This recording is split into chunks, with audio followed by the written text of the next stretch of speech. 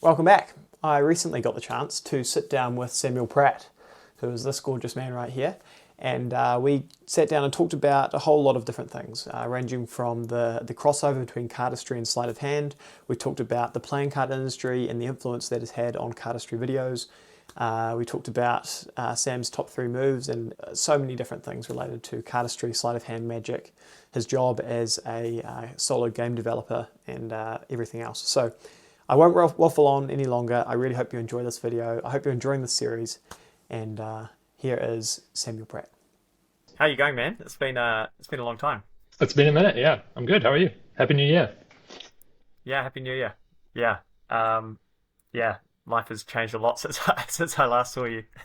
I think it was like December last year, eh? Yeah, Or I 2 years think ago, I guess. Now. it was must have been. I think it was right before you moved, Yeah. like a month Yeah, right before before. I moved. Yeah, that's crazy. Oh, awesome. Well, you've also moved, right? Yes, I have. So you're in, is In it Melbourne you're in? Melbourne now. Yeah, Or that's great. yeah, awesome. Do you want to kind of introduce yourself to everyone who doesn't know you? Which there shouldn't be that many people, but Oh, I'm sure there's yeah, plenty. Yeah, yeah. So I'm Samuel. Um, I'm a magician slash cardist. I think most people know me more for my cardistry. Um, but I'm slowly trying to work my magic ideas more into what I make. Um, mm, and yeah, I've been doing card stuff for around 10 years now, I think, coming up 10 years. And yeah, that's kind of my vibe. nice. And what about outside of magic and cardistry? What do you do Hmm. for work? Outside of magic and cardistry, I've been working as a software developer for coming up, I think, like 6 or 7 years now. But I just left my previous gig and I'm doing some solo game development at the moment. So that's what I'm doing day to day. So we'll Sweet. see how that goes. I've only been doing it for about a month, but it's been really interesting so far and I've been learning a lot. So hopefully that keeps going. Um, Wow. That seems pretty risky. Is that like quite a step out or it definitely is a risk that I'm taking, but I'm confident enough in my ability to like finish this project that it's going to at least result in something at the end of it. It's not going to be like I put a yeah. bunch of work into something and then nothing happened. Like worst case scenario, I release a game and no one plays it, but I still have made something cool. And I figured that I can either, if it doesn't work out, then I can either go back to software development, which is what I was doing and what I was more or less happy with working in. Or I can look into another option, maybe magic, maybe some other tech direction. We'll see. Awesome. Yeah, I mean, so much time, right? You can decide Yeah. whatever you want to do. That's awesome. Man, I had no idea that you had changed over to doing like totally like freelance stuff or like solo stuff. That's pretty cool. Um, well, one of the big topics I wanted to kind of talk with you about, and one of the big reasons I wanted to get you on here is to because you are kind of in the middle of magic and cardistry, you're kind of bridging the divide, and I'm curious what you think about the overlap between, especially sleight of hand and cardistry, because there does seem to be quite a like commonality between the two of them. What do you think are some of the obvious differences and some of the things that they kind of benefit from each other? Uh, Good question. I think differences, artistry is a lot harder to kind of show to people that haven't heard of it, um, Mm. because it is kind of one of those kind of niche, obscure things still, even after it's gone viral. Like people would maybe know it or have seen some of it, but it's still a weird thing to be able um, to try and show to people. Um, but that has pros and cons because I think when you show someone magic, they already have this preconceived idea of like what magic is and what magic should be. And even if that's wrong, you still have to kind of work against that when you're performing and try and kind of prove yourself. But if you're showing someone cardistry and they've never seen it, then you're showing them something that they've never seen, and that can be really cool. In terms of like what it's like to actually do the thing, and like the people in the communities and stuff, I think magic and cardistry are kind of similar, and there's like a lot of transferable kind of knowledge and skill, obviously. Like if you've done cardistry for a reasonable amount of time and pick up card magic, it'll be pretty easy. Um, I think cardistry has a way healthier culture of like sharing um, and doing things for free and just like releasing ideas, which makes sense because magic is about secrets, or at least a lot of people think it's about the secrets. Yeah, but then again, cardistry also is a lot younger, so it doesn't have as much history and like all these other things. There's a lot of differences. But I will say, if you're, uh, I've heard a few people say this, and I definitely agree with it. There's like the best card like handlers, they do both. So like if you're a cardist and you want to be one of the best cardists, you kind of have to do some magic, or at least know some magic, because not doing that, I don't know. It's like, what are you doing? Like, you have all this skill. You've been spending like a major part of your life like practicing essentially sleight of hand. And then to be like, oh no, but I draw the line at actually doing magic. I draw the line at using that for anything that's like actually cool. It's and of course, Yeah. I'm being a little bit hyperbolic, but uh, yeah, like I think if you're a cardist and you want to really level up and you want to be like really good, like it's worth your time to do some magic. You don't have to perform for people. You don't have to get a top hat. You don't have to like do all these like magician-y things. Like I don't do any of that stuff. Um, but just like knowing it and thinking about it and having that option is super valuable. And the same the other way, I think. There's a lot of people in the magic world that are kind of opening up to the idea that like, oh, actually practicing um, your skills, even if you're not using them directly in a magical context, is really valuable. Um, Cards, but also other things as well. Like I was thinking about this recently of like if you are someone who does a lot of magic in this case, but like work with an object, if you know how to manipulate that object, no matter what type of manipulation that is, that's going to be beneficial to you in some way. Even if it's just the idea of like seeming like you are comfortable with the object. Like people talk about holding a deck of cards of like, you see magicians that are, Yeah, always yeah, hold the yeah. cards like this, and it's because they're not comfortable with the object. They don't like how the object feels in their hands necessarily. Um, Whereas if you look at cardistry or any other art form, juggling as well, if you look at I think part of why Jan Frisk's Cups and Balls act is so good is he's comfortable with the objects and he does like little juggling sequences in the middle of it, and you can Yeah. tell that they're kind of just an extension of him. So, Yeah. yeah, that's what Oh man, cardistry can that's do really if you're a interesting. magician. Yeah, because I haven't heard it. I've heard it from the other way a lot. With like, yeah, you should definitely learn cardistry as a magician to like help with hand intelligence and all that kind of stuff. But I haven't really heard it from the perspective of learning. You should learn magic as a cardist, because from my like outdated understanding, I always thought like there was. I know in some of the cardistry cons there was like the first rule of cardistry con is there's no magic or something. I don't know if that ever existed. Maybe I made that up, but. Uh, has that always been like that, or is that something that's like a newer trend of people realizing that because there's so much crossover, it's quite beneficial to do both? There was definitely a moment in time that it was kind of a bit taboo to talk about magic at CardistryCon because I think cardistry was trying to break away from that and kind of become its own thing. And now that it's done that, people are realizing that actually like magic is still interesting, and still worth doing. I think the change probably happened because the don't talk about cardistry at CardistryCon thing, or don't talk about magic at CardistryCon, sorry, happened in 2015, I believe. Um, Hmm. and it was kind of a tongue-in-cheek thing from then on.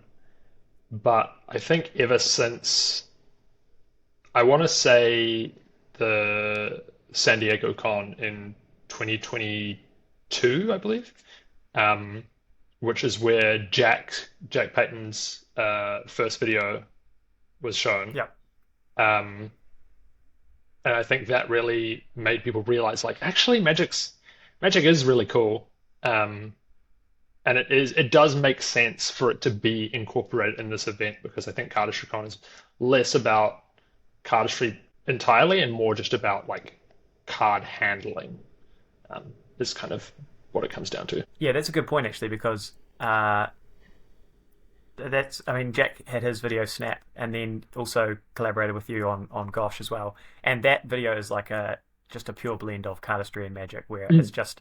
it's almost just like card handling, like you say, because some of these things have kind of magical look to them, but the mechanics of them are very cardistry esque. Yeah. Um, and I guess you've already touched on this, but like you said before, magic is a really old art form. I mean, it goes back to like you know early 1600s. There's the first kind of books written, and then way before then, and cardistry is like incredibly new compared to that. So, what are some of the upsides of a new art form? Like you've already talked about how you don't have to overcome impressions, but are there any other benefits that cardistry has for being such a new art form? I mean, one thing that I've definitely realized after trying to work with both and be come up with new ideas for both is that there's still a lot of space in cardistry to like do new things, that no one else is doing. Even super simple stuff. Like people are still coming up with new moves or ideas that are really like simple and easy, and you look at it and go, "Oh, surely that's been done before," but like, no, this is the first time anyone's at least posted it or kind of shown it to people. Maybe someone else came up with it before and they just assumed it had already been made, so they didn't do anything. Mm. Magic, I think finding those kind of things is a lot harder, but you still see it every now and again. Like, yeah. So yeah, that's definitely the big one for me. Yeah. Well, that's interesting, and that kind of ties over nicely to another question I want to ask you, which is about your creative process in magic versus in cardistry. Because I've noticed recently there's like the whole 3 packet Thursdays things going on, and there's a trend towards like simpler cuts and things like that, which is really cool because I think it was you who made a post at one point talking about how cardistry has gone to this extreme of extremely difficult things, and it's not all about the hardest things. Um, how do you approach creating cardistry versus magic? Because I imagine there's a massive difference between the two. It really depends a lot on the specific thing I'm working on. Um, but for the most part at the moment, and this is kind of what I talked about at Cardistry, I did a presentation about this. Um, the idea of like making things that are in like easy, or how do I say it? They're not easy, but they're not hard for the sake of being hard. They're as easy as they can be before you start to lose cool parts of the thing you're doing. So Yeah. it's about like finding that balance between like, does this look super effortless and impressive and like easy and confident, but a little bit simple? Or does this look really out there, kind of mind-blowing new tech that no one's seen before, crazy aerials, like, but really, really, Yeah. really hard to do, and you have to grind like 12 hours to get a take of the move. Um, so I've been trying to focus more on the easier, more direct side, and I've been really enjoying it. And I've been trying to do that a little bit for Magic as well, because a lot of the stuff in Gosh, um, and just moves I've made for a long time have been that really, really difficult, inconsistent, impractical side. So yeah, I've been trying to Mm. stay away from that stuff recently. But sometimes you find an idea and there's no real way around it, and it just like the only way that it can exist is if it's in a video with a single take of it, and then you never do it again. Um, Yeah. yeah. Yeah, and that's one thing I remember you talking to me about last time we were together. Uh, you were saying something like it's common in cardistry once you have like come up with a move and it's been shared on video to just kind of dump it and like move on from it pretty Yeah. much for the rest of your life. And I was like really surprised by that because in Magic it's the total opposite. You want to Mm. like hone something and like make it your signature thing. Uh, so how does that work in cardistry? And like, is it just because cardistry is not necessarily about, like you say, the secrets or the moves? It's about like a journey that, or just enjoying the things. Like what is the kind of rationale behind that kind of thinking? My theory is that in the past few years, there has been a shift from, and I say past few years because there's like two phases that have, there's like two shifts that have happened, and the second one I think we're kind of in the middle of at the moment. The first one was people started to really value novelty over like execution or skill or presentation. So it was all about like mechanically, what are you showing me? What is this new idea? And what is the value of that idea that you're showing me, ignoring everything else around it? So we started seeing uh, like when a lot of the cardistry competitions started popping up, they would say things along the lines of like, oh, like, presentation of the move, or like your filming of the move, or your, I don't know, music or editing, it like will be taken into account in the judging, but is not really what they're looking at judging. They're just trying to get a look at the moves. Mm. And for me, that doesn't make a lot of sense because all of these things will affect the idea that you're showing, right? Like if you perform a move badly, the idea won't look as good as if you perform the move really well. Um, but B, the idea like at the core of something is almost like the last thing that someone gets from it. Like you see all the other stuff first, and once you pass that barrier of like, oh, this person actually knows what he's doing, then I can maybe appreciate what he's trying to do. Yeah, yeah. Yeah. Yeah, well, that's another interesting aspect of cardistry that is totally different to Magic, is the kind of solo videos and that kind of thing where people release moves or just kind of presentations of moves in videos. Could you talk a bit about that? Because as a magician, with I love cardistry, but I don't really know a lot about it, or I don't do a lot of it. Is that just kind of from an expression point of view? Is it a way of like releasing moves? I don't know. Could you talk about solo videos? Mm. Yeah, it's kind of a weird thing. And whenever I talk about cardistry to someone, I have to kind of explain this weird culture around like releasing like what it means to like make a move and like put that out there into the world. Because Mm. it's kind of a strange thing that we do.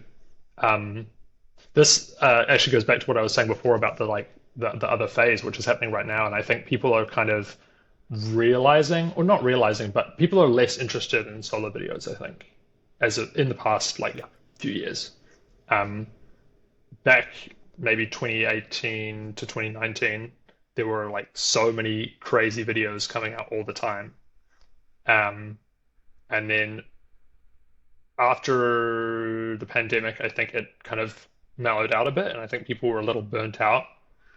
And part of the side effect of this like novelty focused thing that I was talking about before is like pe people would release a new solo video, and they were only worried about it being like having new ideas in it, and then Mm.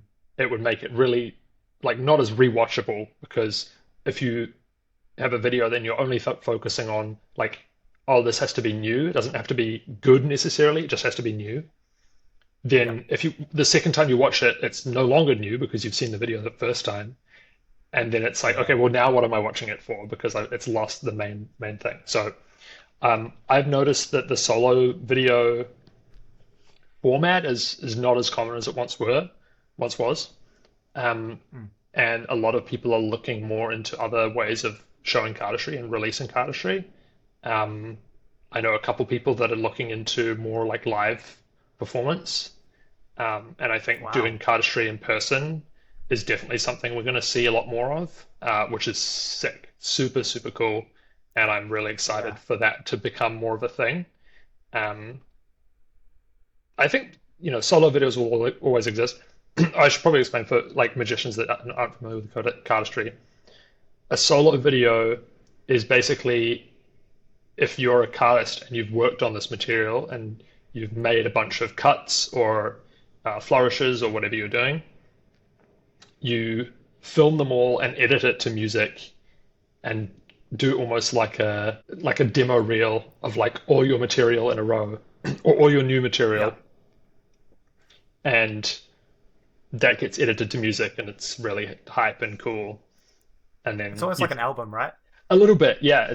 Yeah, that's a great way of putting it. Yeah, it's like an album of all your material you've been working on for the past year or however long. And they can be really fun to make. But I've done a few of them, and they are quite a lot of work to get all the way through. Um, so Yeah, I can imagine.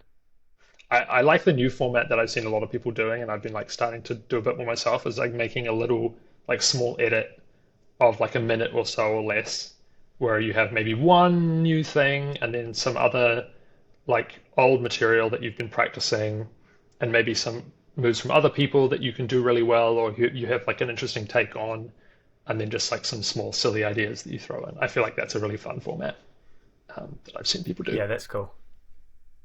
I'm intrigued by the live performance aspect because for me that I don't know that seems a lot harder. I mean, in Magic it makes Mm, sense because the whole thing is about live performance, but in Cardistry it suits the video medium so well.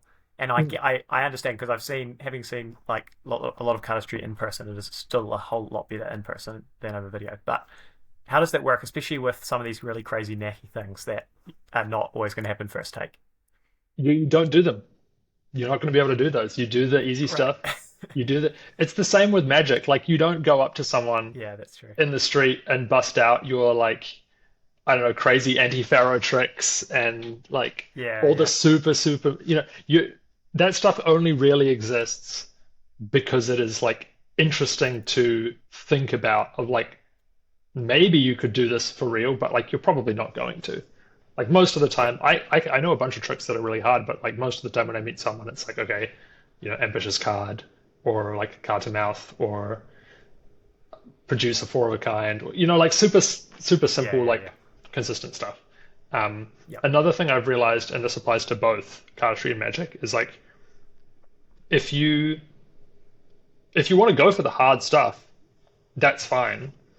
But if you like drop a single card or like make any small mistake that the audience notices before you've like established yourself, then like it's over. Like you're kind of done.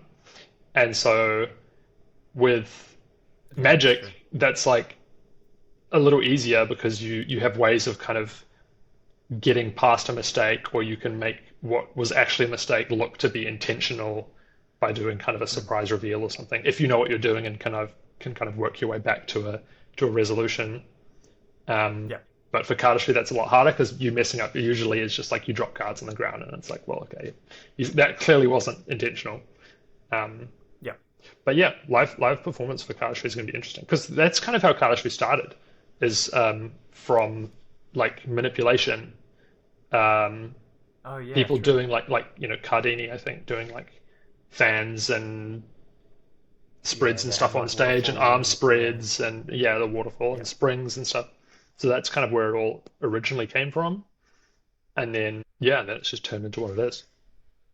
So I think And we're so do kind you of think that in the going back that way. yeah. And so in the kind of a modern format of that, do you think it'll be like a close-up thing where you're showing a group around you, or do you think it will be on stage? I don't know. I've seen both. I think both could work. Man, that's really fascinating actually to think about that. Cardistry as a more of a live performing art. I think Mm. that'd be really cool. And that's why I say Yeah. like it makes so much more sense now more than ever for cardists to learn magic and magicians to learn cardistry, because once it becomes something you do in person, it's the perfect thing for a magician to be able to do to like spice up a performance. Because people say, oh yeah, learn cardistry so you can like spice up your magic with some flourishes, but like let's be real, like most of the stuff people are making is so hard that you're never going to put it in the middle of like a trick unless it's like like just a spring or something. um, Yeah. but I think if we kind of keep heading in the direction we are and people start making more consistent stuff, and then getting really good at doing it in person, I think that might change to become more possible. Yeah. And there was a quote I remember. I don't know if it was originally from Orbit, but I heard him say something like, in magic you can kind of fake it because you can kind of buy a trick and learn it, and without much skill you can kind of be there. But with cardistry, you can't you can't really fake that because it is so difficult. And from my kind of outsider, I mean, I do a bit of cardistry, but from my outsider perspective, uh, it is like way harder than, or at least it has a higher kind of entry skill level, I feel like, than Magic does. Um, and so kind of trying to put cardistry into a Magic performance is often really difficult, especially because you want it to be, you don't just want to be able to do it, you want it to be smooth and effortless, which just takes, so much more time. Um, but I guess maybe as people invent more kind of simple things, and as magicians get better at cardistry, then they'll probably mix more. And there are already lots of people like Franco Pasquale is a good example who Yep, really blend the two together really well. for sure. Yeah. Okay. Well, we've we've already been talking about some pretty deep stuff, and I actually want to go a little bit deeper, if that's possible, Sure. and ask you why you like cardistry. And Ooh. also Magic as well, because you are both. So I'd be interested to hear your thoughts for both of Yeah. No, I don't really like either. I'm just kind of in it for the money. But them. no. I don't know. It's one of those things where if I look at it too closely, I can't really figure out exactly why I like it. Um, I think I've always liked having something to do with my hands, and so cardistry is a great way of doing that. And it's also just something that's, connected me to so many awesome people, and I made so many great friends through it. Um, and yeah, it's just fun. Um, I love the way that you like. I'm continually being surprised, but also like surprising myself when I'm, practice, even just like practicing someone else's move or learning someone else's sleight or trick or something. And like I will do something on accident or maybe intentionally, subconsciously, and be like, oh, that was like really strange. I didn't know that was possible, or Yeah. I couldn't have predicted that that would happen. Um, and it's always great every time. Yeah.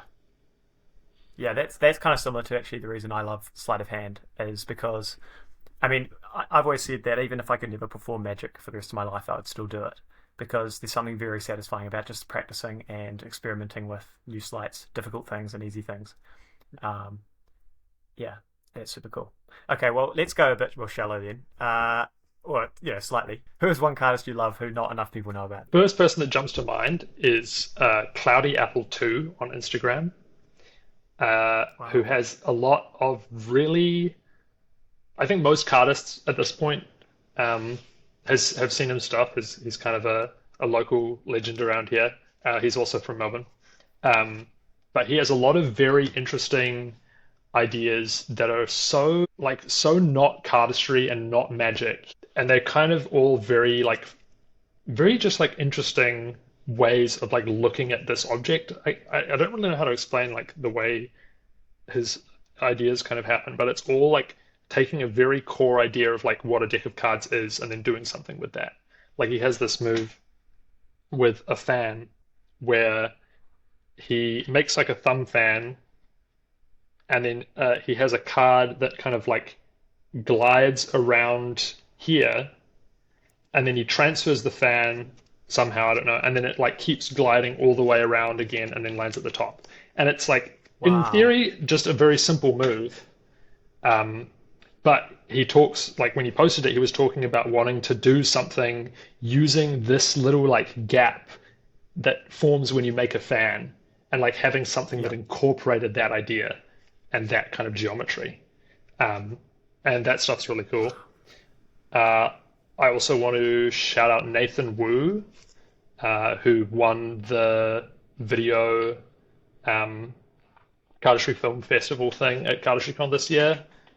He's just Mm. like every time he shows me something, I'm always like, yeah, that's really good, really well executed. He's very, very, very skilled and has great ideas. So yeah, those are my Oh, two that's picks. awesome. Man, I've already seen some of Nathan's stuff, and you're right, he's incredible. But I need to check out. What was his username again? Cloudy Apple 2. Cloudy Apple Yes. 2. That's iconic. One of the things that I firmly believe is that kind of once you have like mastered one thing, or once you're heavily invested in one thing, you kind of see how it can be applied. Those skills that you've learned can be applied in every other area of your life. Mhm. And I was curious if there's any other interests or hobbies that you've got outside of cardistry and magic, and even outside of tech, uh, and how, or even including software development and that kind of stuff. How does that feed into um, magic and cardistry for you? Um, I mean, I'm sure it does at some point. I don't think there's any like tech related stuff that I've directly applied. Like I know people have made like magic apps and tech phone magic and stuff, which I've put a little bit of thought into, but haven't come up with anything very good. Um, I do play a lot of games, and I think that probably has some impact on kind of the way that I think about tricks and magic and stuff. But I don't think too consciously about those things or like take direct inspiration from them. I don't think. I think it's more just like Yeah, subconscious ways of thinking, and just the kind of the way you, I guess the way your brain kind of handles like different ideas and different ways of thinking. I guess those kind of yeah, all get merged into one when you're working on hobbies and stuff. So yeah. yeah. And is there any way, like the other direction, where magic and cardistry have influenced how you live in your life, just Hmm. generally? Well, I will say I think magic, yeah, cardistry was probably the first place where I felt like I kind of understood what it was like to like create art or and like share ideas with people, and like Yep. join an online community. And I think that experience has definitely helped me. Like now, when I go into like a new field or like play a new game and start meeting people online, or join a group Yep. and start talking to people, I kind of know a little bit what to expect. Because doing that with cardistry for so long has made me kind of understand what it's like to talk to someone online for 5 years and then meet them in person for the first time, or Yeah. all these things. Um, Yeah. so yeah, that side of it for sure. Um, and just the idea of like what to expect when you're putting your work out there in a creative space. Mm. How long have you been doing cardistry, by the way, or magic, both? I I guess. think about 10 years, yeah, because I started them both around the same time, Yeah. back in high school. I'm curious, how did you get introduced to? I mean, magic. It's what was your origin story for magic, or was it the same Mm. as cardistry? How do you first see it? I think from memory, if my memory serves me correctly, I started off by seeing Dynamo do one of Mm. his TV shows. And I remember going on YouTube and trying to learn the Dynamo Shuffle, or as most people know it, Sybil, Yeah. trying to learn that from, I believe, 52 Cards with a K. Had a Yeah. tutorial for it on YouTube, and I remember struggling through that for a few weeks and never actually being able to do it. Um, and then through that, then finding other cardistry stuff, learning like one-handed cuts, learning some magic stuff, and then from there I got some better cards and started showing magic to people at school and like practicing in class and all these things. And then yeah, Yeah. from there it just kind of snowballed. And then eventually I figured out how to do civil, but that took like at least a few years. Yeah. Yes, that was also. I think it was my first move as well, and yeah, that was great. I'm curious. I've I've listened to a few episodes of Kevin Ho's podcast, which is really great. And it's so fascinating to me, the history of cardistry and Yeah. what it was like. I mean, probably even well before your time. But I'm curious, even in the 10 years that you've been doing it, how has cardistry changed? Because it sounds like it was this crazy, like archaic, like, Yeah. crazy forum filled, like, I don't even know how to explain it, like there's all this lore and everything around some of these like figures in the cardistry world. How's it Yeah. changed now? Um, yeah, great question. I and special shout out to Clam, Kevin's podcast, which Mhm. I recorded an episode with them a few weeks ago, but something happened to I think the footage got corrupted or something, or Oh some no. of the like audio was missing, so we had to throw it out, and we're going to try and film another episode at some Yeah. point in the future. Um, but yeah, Such a that good podcast podcast. is really, really fun. Mm. The I haven't been around long enough to know the super like crazy weird stuff that was happening in like the early 2000s. Um, Yeah. I think the scene has been pretty similar, um, apart from like the stuff we talked about earlier on in terms of like uh, creative direction and like where things are headed. Um, Hmm. but yeah, from when I started to now, I think it's just a little bigger. The community's like a little bit tighter knit. Like everyone knows each other really well now, I feel like. Um, I think when I started, there was definitely like a few people in like the the top, I guess you could say, who like all were really close friends, and then like everyone else was kind of just like wanted to be up there. But now I feel like there are a lot of like smaller groups that have formed of like close friends within the community that kind of all do their own cool things, and they, people are putting out material together and working on stuff together. Um, Hmm. yeah, Yeah. there was definitely a Yeah. period, and I don't know if this happened to Magic as well, but there was a period like immediately after the pandemic and during the pandemic where like initially it seemed like everything was exploding because everyone had so much free time, but then it also like immediately died down and kind of no one was really Yeah. as interested in it. Yeah. But I think Yeah. it's almost back to how it was before then. Yeah. And I mean, it's crazy how many people I even just see popping up on Instagram as someone outside of the core cardistry community that are just so good. Like, there's not just like 10 people at the top. There's like such a spectrum of incredible cardists out there all doing their own thing. Um, it's like way too many accounts to even follow. There's just so many people.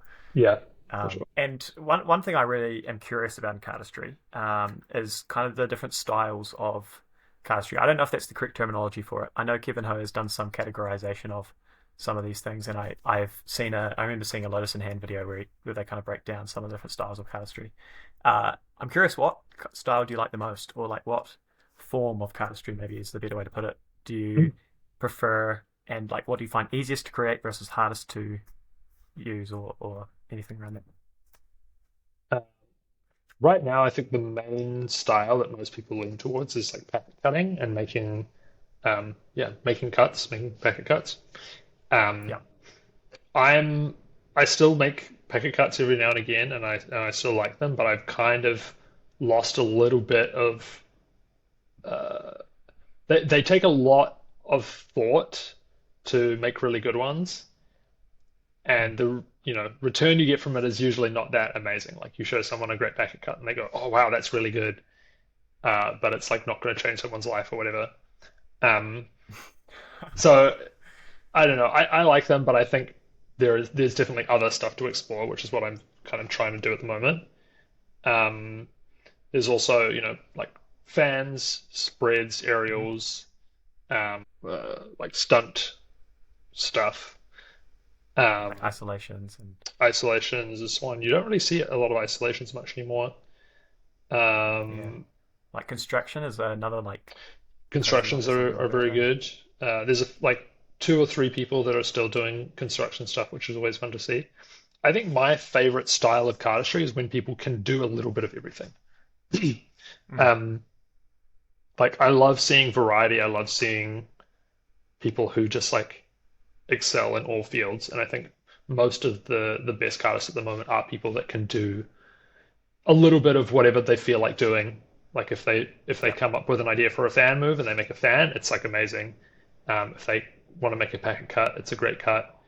And if they do some weird concept thing, like it's super super fresh and cool. And Noel was like that. Noel is like that. And I think that's why he did so well. Is like he really was able to find interesting ideas in like every single genre. And I think if you look back at a lot of the like great artists from like every generation, uh, they've all had a little bit of that of like being able to do everything. And yeah, then people who are like really really really excellent in like just one or two fields uh, are also really good, but like there'll always be like, oh, but it would be great if you could do a fan every now and again, or do like a Yeah. stunt or something. Yeah, that's my personal thing. Well, Actually, just to add on to that real quick, because I think I've talked to someone about this before, is like whenever I've made a video, like a solo video or what have you, even just like a small edit, that's something I always try and put in. Because I think for someone watching, even if they don't know cardistry, having some variety means that like they'll at least be able to appreciate like some part of it. Like if they yeah, don't yeah, understand packet cutting, they can still look at it and be like, okay, I didn't get half of this, but the thing with the card shot up in the air, that was really cool, and the thing with the fans, that was really cool. Or, and then for the people that just love everyone packet gets cutting, you cool. have packet cuts in there for them to appreciate. Yeah, So yeah, I think having like one thing from each field is like what I usually aim for as a minimum. yeah. There must be some things though, like aerials must be like pretty universally appreciated. I know whenever I like show a layperson an aerial, they're like, you can. It's pretty obvious the like skill involved, I guess. Or do you know what I mean? Yeah, if it's a good aerial, yes. Yeah, Right. I guess yeah. I've seen some pretty janky aerials where I was like, you just threw a card up and hoped it would land somewhere. Like I don't know if that counts, Yeah. but Okay. good job. Maybe that's me most of the time. Throwing a card up. Yeah. Oh, nice. Well, one topic that has kind of declined in the last, I guess, since COVID, is kind of the whole custom playing card like Mm. industry within cardistry and magic. There's been a massive decline in the last kind of 3 to 4 years of like Yeah. there was this huge surge of a new deck coming out pretty much every day, and then now it's much rarer. Uh, from what I understand, I mean, cardistry certainly takes advantage of custom decks a lot more than Magic does, and it's often like people often release solo videos to promote cards or whatever. What is the kind of relationship between the two of them, and how has that changed over the last few years? Or if you don't, I don't know if this is really something that you and is of interest to you or anything, but I'm just curious to get your thoughts on it. It's on in that world. I love this question, and I have many thoughts on this. And Great, uh, awesome. yeah, I've been talking to a lot of people about this because I think it is really interesting. Um, there has been a weird trend since uh, I want to say I was talking about this with Davide Rasso, if you've heard of him, I Italian haven't. cardist, incredibly good. And we were trying to figure out when this exactly started. But there's been this trend, been going on for quite a while, where videos would come out, cardistry videos would come out, or new cardistry stuff would be released. And the sole purpose of this thing being released was for marketing of a new deck. And Mm, it always would kind of detract from the value of the cardistry that was being yeah, performed. Because in the back of your mind, you're like, this is an ad, they're trying to sell me something. Like, even if it's something I want because they're cool cards or whatever, it's still like, this isn't really about what it's being shown, it's about the cards to me. Um, mm, you just see this a lot with brands like Fontaine, Anyone, Dealer's Grip, some yes, some yes, some no. Their early stuff was more just about like doing cardistry, but I think in more recent times it's been more focused on like here's the new deck and then here's some cool moves with the new deck, but like the deck is what we're showing off, right? yeah, Um, because they have to make money and whatever. yeah, And I think that part of that has detracted from the uh, what's the word? The kind of rewatchability of a lot of these videos. And so a lot of people's like favorite videos in the cardistry scene are things that aren't also a promo for something. They're just like yeah, we made a video because we had a bunch of cool moves and we wanted to show them. So I think my yeah. favorite cardistry video of all time is XCM by Noel and Aviv. And that Have I video, even seen that? oh, come on. If you haven't seen that, what are you I don't doing? even think I've seen it. Oh, Okay. I need to write. Hang on, let me write that down real quick. We can Let's have a watch look. this. We can watch it later. I want to see your reaction. Um, Okay, let's do that. the But that video, like while it was made with anyone, which is a branded thing, it wasn't like all the cards they used in that video were cards that had already been released and then sold out. Like it wasn't like, here's some cards, we're selling them, you can now buy them. Yeah. It was like a brand produced this video, we used their camera, they helped us film like all this stuff, and so we're using their cards kind of deal. Yeah. And also just because the video is so good that it doesn't matter what cards they're using, it's just still a crazy video. Yeah. But yeah, there's definitely a weird kind of background thing that's happened in the cardistry community, and I imagine the Magic community has a little bit of this as well, where what cards you're using for your video kind of is what team you're on at the moment. There's like Right. a weird like political choice that you make when you're posting of like, oh, what deck do I use? Like, do I use an anyone deck, or do I use a dealer's grip deck, or do I use a deck that someone's given to me in person? Because sometimes people, you go to CardistryCon and people will gift you all these decks of cards that they've either designed or made or Hmm. have or whatever. And it always feels like, oh, if Oh, I yeah. don't use this person's deck of cards that they gave me, like, does that make me a bad person, or does that mean that I Yeah, don't yeah, like yeah. them or whatever? And it's this kind of weird, like political almost thing. It's very weird, and I hope we kind of get away from that. And I've noticed a lot of people in the past couple of years use a lot more like non-custom or less, I guess, like more normal looking cards, like cards that Right. aren't associated with anything. They're just cards, like bikes and Yeah. tallies and Yeah, yeah, studs yeah. and things like that. People that Tallies, the goat, the goat. tallies are great. Yeah, I love tallies. Yeah. Yeah, so yeah, a bit of a weird Yeah. weird state, That is but crazy. it's also Yeah. hard because a lot of the people that are making the cards are people in the community that like we're all friends with and we all love. Mm. And so to say oh, you're trying to make money doing a thing and like that's fine, but like I don't want to be like being promoted to all the time from like your product. Like it's a Mm.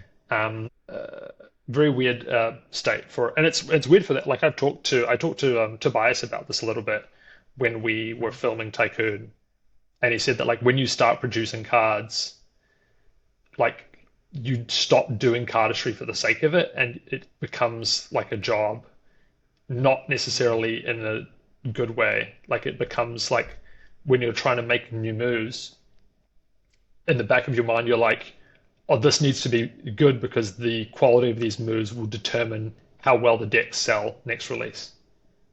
Like if this video isn't good, like no one's going to watch it, and so not as many people are going to buy the cards. So there's this weird like thing that happens, and I've heard that Is that same kind of idea the from multiple people. yeah?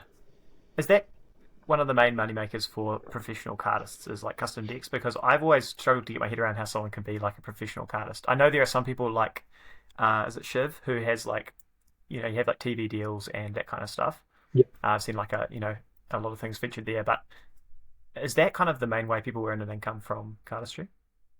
I think so, but even then, like you don't make a huge amount of money off it, from what I've heard. Yeah, Like it's like maybe a few years ago, maybe like 2018, 19, you yeah, could live off of it and do well.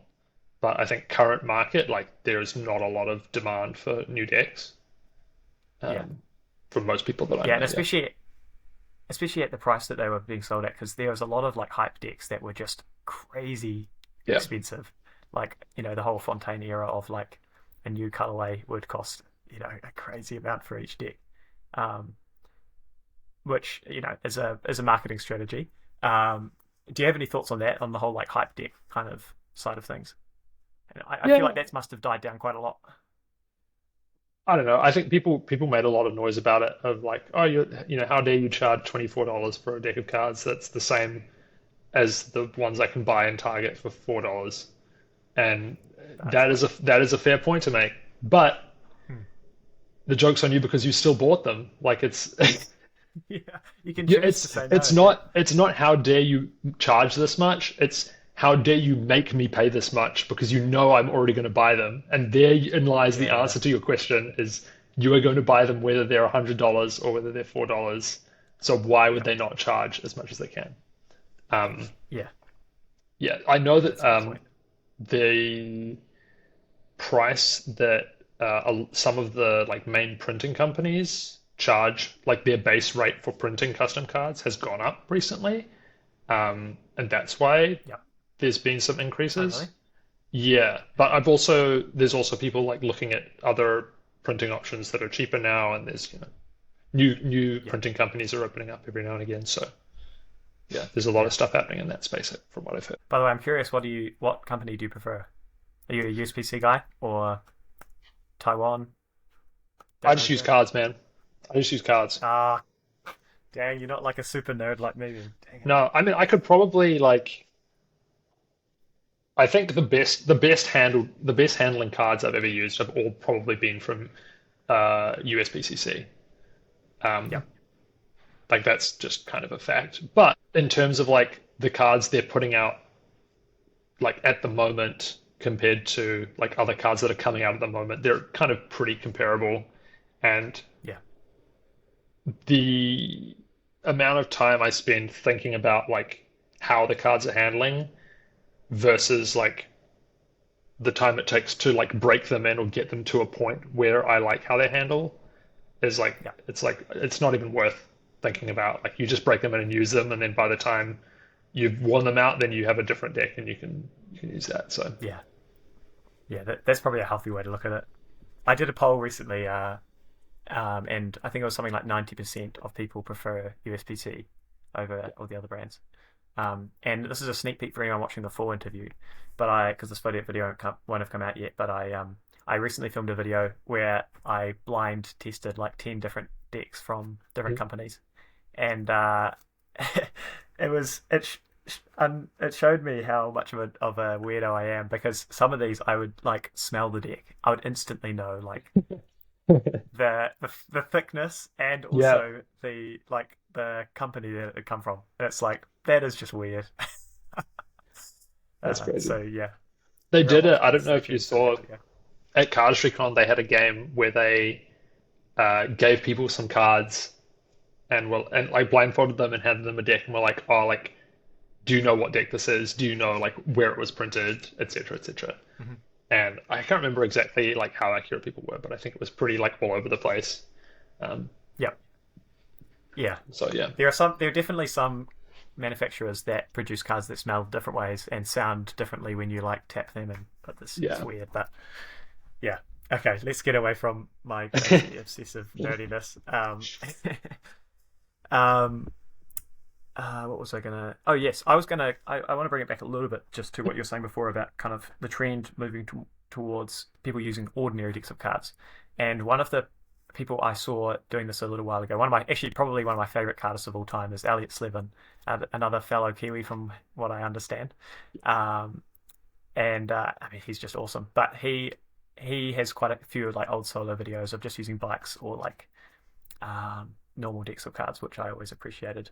Yeah. Um, but I have to say, I mean, I have to say, probably some of my favorite cardistry videos have been ones that have also been promoting the deck, because like I think one of the first amazing cardistry videos I ever saw was Liquid Paper, and by the Verts, and that one obviously was like launching their deck, and they had like crazy product launches. Um, but that's like still my go-to video when I'm showing like a layperson cardistry, because it's like a lot of classic moves, really beautifully put together.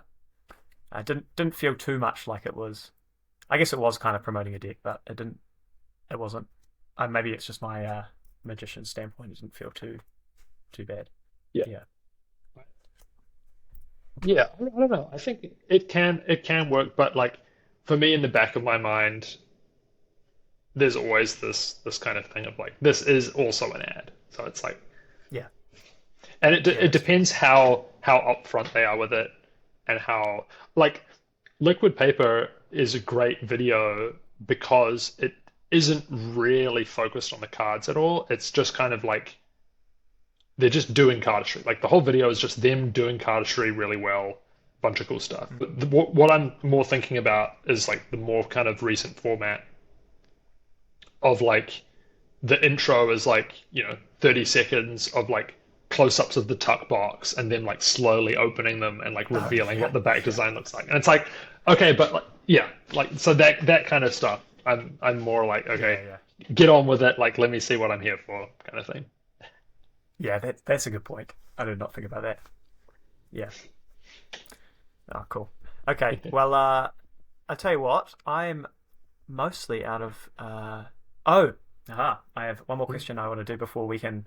I'm keen to watch this video that you suggested before, and then I've got some closing questions. But one thing I wanted to ask, because I love to ask everyone who comes on for this, and when I say everyone, you're the second person, so I also asked Antonio. But what is one topic in magical cardistry that you wish more people talked about? Don't have a good answer for this. Uh, that is a really good question. I think, I mean, for cardistry, I think all the stuff that needs to be talked about, like, is being talked about at the moment, and is like kind of in the process of like becoming more common. I think the direction, like doing more stuff in person, whether that's like hosting more jams or uh, like learning how to show people stuff that you can do in real life, is really cool. And I think people should Mhm. do that more, and will be doing that more based on what I've Yeah, noticed. Yeah, I guess just what I said at the start about like magicians doing cardistry, cardists doing magic, more yeah, crossover, more sharing of ideas. yeah. Yeah, well, it's interesting from an outside perspective of cardistry. It seems like quite a welcoming community, and often my experience of magic has not been the same. Where there is a lot of gatekeeping. There's a lot of uh, it's about who you know, all this kind of stuff, and there's a lot of beef. And I don't get that sense from cardistry. Maybe there is some of that underground. I'm sure with every kind of niche community there is. But I remember last year we were talking about or I guess 2 years ago now, we were talking about gatekeeping a bit because it was kind of it had just popped up. There was an article. I can't remember who wrote it. Maybe was it you who wrote it? No, And no, might have maybe been not. And Yang. Business. Yeah, that's Yeah, right. That's yeah. right. Yeah, sorry. And Business magazine. Um, and it seemed like quite a hot topic at the time. But you kind of mentioned before that it wasn't really an issue anymore. Um, how has that been resolved? Because it seems like that's been resolved way quicker than any gatekeeping in Magic has has I think, has been. yeah, I really like that article, and I actually talked to Yang a lot about it when I was in Vietnam earlier this year. I Mhm. think it's not entirely been resolved. I think a lot of the stuff he talks about in there is still true, like about the lack of tutorials and the lack of general like direction for beginners to go. Mhm. Um, and I don't know exactly what the solution to that will be, but hopefully in the next like couple of years, people start to figure that out. I think if people keep going in the direction they're going and like doing more like kind of easy, simple stuff, like you said with the three packet Thursdays, which I also love seeing every week. Um, Yeah. like if people start making more and more of these like moves that are just fun to do and like small and interesting, I think Mhm. those kind of things will be what get people into cardistry, and like those are the kind of stuff that you can teach to people. I think maybe that will solve some of those issues. Yeah. Yeah. I think maybe because Magic is just such a it's a much bigger group. There are it takes a lot longer for these kind of things to resolve if they even resolve at all. I mean, gatekeeping has been something that's been a problem in Magic for ages, and who knows if it will ever get fixed. But I guess it's up to each person to um, try to just make a shift, like a mindset shift in that regard. Eh? Cool. Okay. Well, that's the heavy stuff out of the way. I'm keen to watch this video because you've hyped it up and it seems really good. So let me. What's it called again? XCM by It's, Nohe. Oh wow, this is old, man. yeah. I'm surprised you haven't seen. I'm surprised I haven't shown you this or talked about it to you before. So that they released that at CardistryCon in Hong Kong, and I think by the end of it, like the entire room was just in tears with like how good it was. Like I definitely was Yeah. crying. I think like pretty much everyone I saw afterwards was like, "Oh yeah," like I was fully in tears by the end of it. Just like Wow. the level of like just like amazing stuff. They played it. They like premiered it at the con, and then they just like played it again. They like played it twice in a row because everyone was still like in shock and like hadn't even appreciated like half of the stuff because they were still reacting from the previous move. Yeah, Yeah, that's what I crazy, feel actually. crazy video. I think Yeah. re I remember I think I was with was Jaspis or someone. I think Jaspis like saw that and then went home and then spent like stayed up all night re-editing his whole video because he was premiering his own video like the next day and he was like, oh, this like isn't good enough. I need to like re-edit it. Wow. That's commitment, man. So yeah, they really set the Oh. bar with that video, and I don't think anyone's really topped it. Yeah, how can you follow that afterwards? They need to end with that. Yeah, well, thanks for uh, putting me onto that. Of That is, course. yeah. Oh my goodness. Okay, well, I'm gonna go watch that again afterwards, but I've got some final kind of closing questions that I want to ask you. And my first closing question is, what is your biggest pet peeve in Magic and your biggest pet peeve in Cardistry? This is your chance for This is where I get no to rant. no consequence ranting. Yeah, Ooh. exactly. Well, some consequences. Um, I Yeah, it really annoys me in Magic when I meet a magician and they don't know how to jam properly. And like they interesting. they like I went to a I don't know, I've met a lot of magicians and I've met a lot of cardists and like cardists, no matter who you meet, generally they're pretty chill to like share ideas with and you can show them something and they'll show you something and they might be like, oh, you could try this or try this. And they'll be like, here's something Mm. I'm working on. Do you have any ideas for what I could do with this, etc. Yeah, Magicians, it's either it's one of two things. They're either super chill and they will like give you great feedback and they will like show you stuff and they will like ask for your opinions on things and then you can like workshop ideas. Or they just want someone to show tricks to. They just want an yeah, audience. And that is not what I'm there for. Like if yeah, you yeah. want an audience, go perform to laymen, go perform to people. Like this isn't an ego thing Yep. for you. Like you need to be able to receive feedback first of all, but also like Yes. offer good feedback to me that isn't just like, do you like it and do you think like sometimes I show stuff to people looking for like ways to improve it or Mm. if they see any problems with it or holes in the method or things like that, and they'll be like, oh, like no, that would be fine for a layman, and it's like, okay, but that's Oh, yeah, yeah. not what I'm That gets to me asking. every I'm time. asking for your opinion. This is actually a Yeah. funny thing, going back to what we were talking before about overlapping hobbies, because that's very Hmm. similar to game development. Is when you're working on a game, you need to get it tested and you need to watch people play through it Yeah. to see if they struggle with certain sections or if they have any ideas for how to improve it or things that they need clarification on. And when you give a game to another game developer and ask them to play through it, a lot of the time they will say, "Oh, a normal player I think would go here and they would do this and this and this," or like, "I think you should change this because like a normal player would like wouldn't know what this is." And it's not useful information because they're not a normal player, so they don't know what a normal player thinks like. And Yeah. I don't want to know what a normal player thinks like. I want to know what they are thinking in this moment for their experience. Yeah. So I think Yeah. magicians have a hard time sometimes. Some are really good. Yeah. Um, I think most of the people watching this podcast are probably in the good at jamming uh, territory. So I don't think this message is I'm going to flattered. reach the right people. But The four people that are watching, congratulations. um, the yeah, no, there are definitely some magicians that need to be better at collaborating. Mm. And cardists, I don't know, cardistry is pretty good, I think. People need to cardistry. People need to get outside more. I love that. That is a very accurate representation of the two. Magic, here's a pet peeve. Cardistry, oh, you're pretty good. Yeah. Oh, That's all right. that's funny. I think Okay, cool. both hobbies are very. I will say this: both hobbies are very much something that you have to put a lot of time into and invest a lot of like time and kind of self-worth into to get really good. Hmm. And I think something I've realized in the past few years is that it's important to have other stuff outside of Magic, outside of cardistry going on, Yeah. just to give yourself and like the people you're around a break from those things. Yeah. Because like if all you have in your life is cardistry, or if all you have in Magic is Magic, like that's awesome and you have a really great thing.